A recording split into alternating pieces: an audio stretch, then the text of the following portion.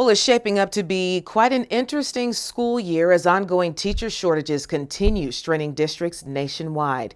Jackie Ibanez has more on which areas are experiencing some of the toughest challenges, plus a look at a controversial strategy hoping to provide some relief.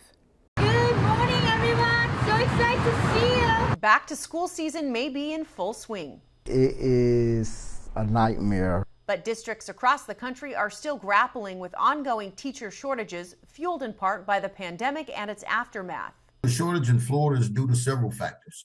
Many of them are happening across the country, such as lack of adequate salaries, lack of support, cost of living. Educators say staffing gaps are also due to districts being unable to hire enough qualified employees fast enough, with fields like special ed and bilingual education especially impacted. Those students need small group instruction so that their individual needs can be met. While the problems stem nationwide, schools in the South are predominantly feeling the pinch, leaving some states to implement a variety of solutions.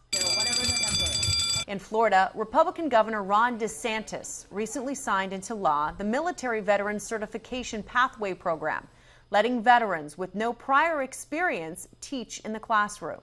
I think that there's veterans out there that can be in the classroom and make an immediate impact. Absolutely. Veterans can achieve a temporary 5-year teaching certificate if they've served a minimum of 48 months of active duty, have at least 60 college credits, and a minimum 2.5 GPA, as well as clear a background check and pass a Florida State subject area exam.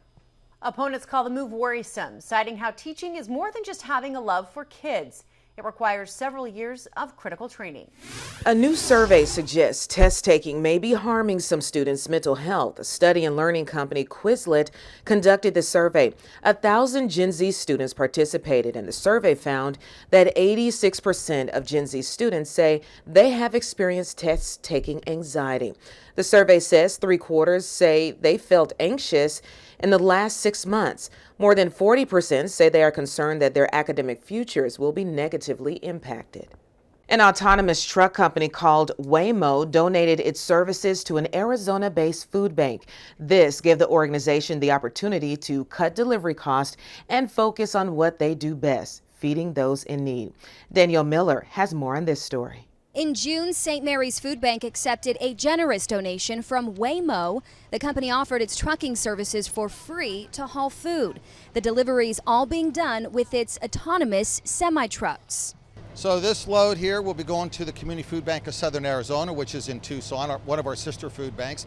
And so it hauls the bread down. It's more than 22,000 pounds worth of bread. And that hauls it down. It saves us from having a driver, saves us fuel, saves us truck. President and CEO of St. Mary's Food Bank, Tom Curtis, says this donation couldn't have come at a better time, with gas prices being what they are and a shortage of truck drivers. Over the course of time, it's saving us thousands of dollars, which allow us to use those resources to do other things here and help other people in our community. So it's really making a big difference for us. The deliveries are being made once a month. Curtis is hoping that will increase. At each direction, so just from here to Tucson, it's probably cost about $800 to run this truck down, and so that saves us a lot of money. Still ahead, Twitter shareholders vote to approve Elon Musk's $44 billion takeover bid, and South Korea hits Google and Meta with a fine. Those stories and more coming up.